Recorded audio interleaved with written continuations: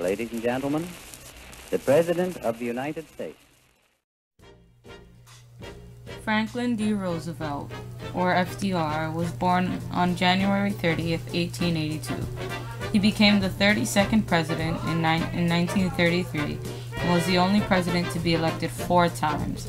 Roosevelt led the United States through the Great Depression and World War II. On December 7, 1941, Japanese fighter planes launched a surprise attack on the United States soil, known as the Pearl Harbor attack. There were more than 1,000 casualties, as well as the loss and damage of 21 naval ships. This led to the official American entry into World War II. Only a few days later, on December 11, 1941, the U.S. declared war on Germany and Italy, responding to their declaration of war against America.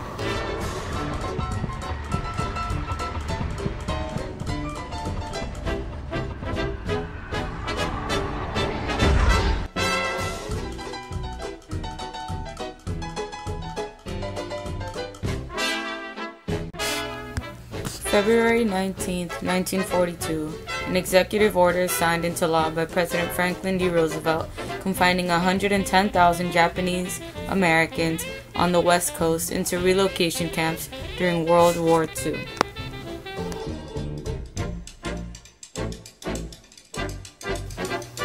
June 20th, 1942, the Manhattan Project begins. The Manhattan Project was a secret research and development project that produced the first atomic bombs during World War II. June 6, 1944, D-Day occurs when 155,000 Allied troops land in France. Allied soldiers stormed the beaches of France in the largest military operation in history.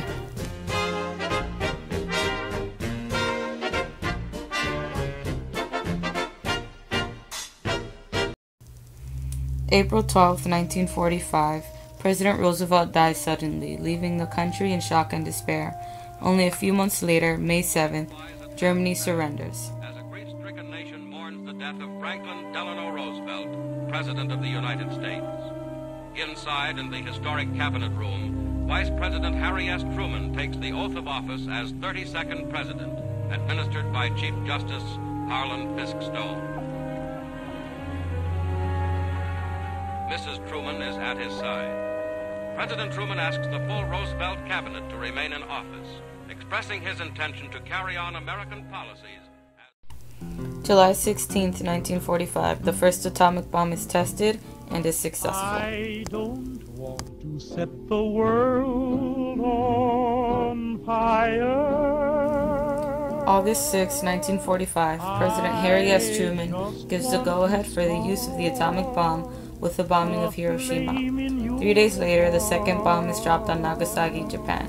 On August 15th, Emperor Hirohito of Japan surrenders. I have but one desire.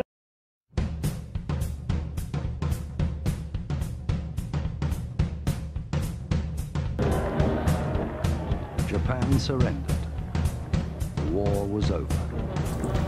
After the war, the nation emerged as a superpower. The war revolutionized the nation. New inventions, movies, music, fashion, and a whole new culture all emerged from the war.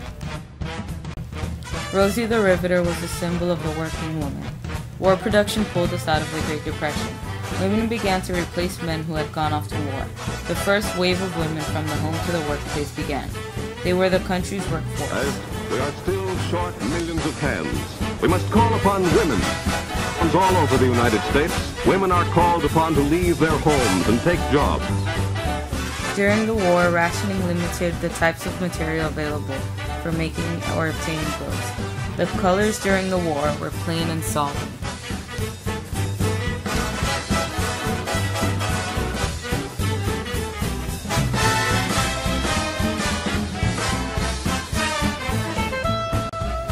Prosperity came to define the early post-war era. Thousands of couples separated from the war were now joyful about being reunited. Marriage rates soared and many couples decided this was the ideal time to start a family. The baby boom lasted between 1946 to 1964.